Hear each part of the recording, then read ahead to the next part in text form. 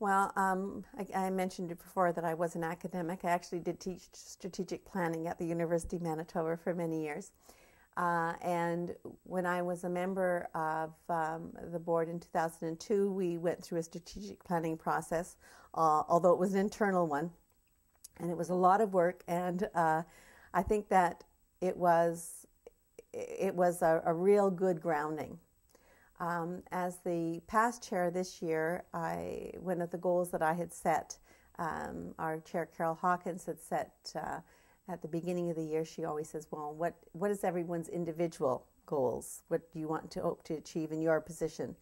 And my goal this year was to facilitate a strategic planning event for the board. I had been involved with another research project that used the PATH process, and this is called Planning Alternatives Tomorrow with Hope.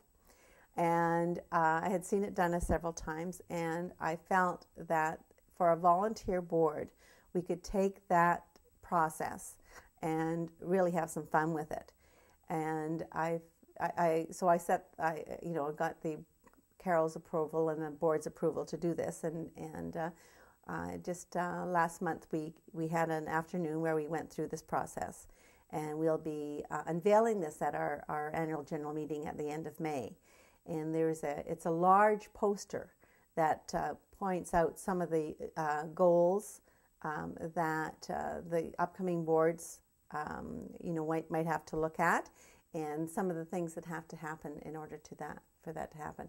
And it's I think it was a very positive thing. I think people realized that when you're on the MPLAN board, this is not a rubber stamp board, that this is a working board, and that everybody's ideas are wanted and needed.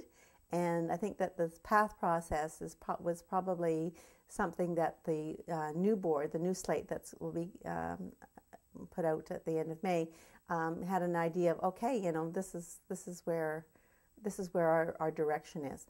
And I might have mentioned this before, but it's always good to have goals, because if you don't have goals, you're never going to achieve them. And you have to have some sort of a direction towards that. And this PATH process, I think, has provided the board with that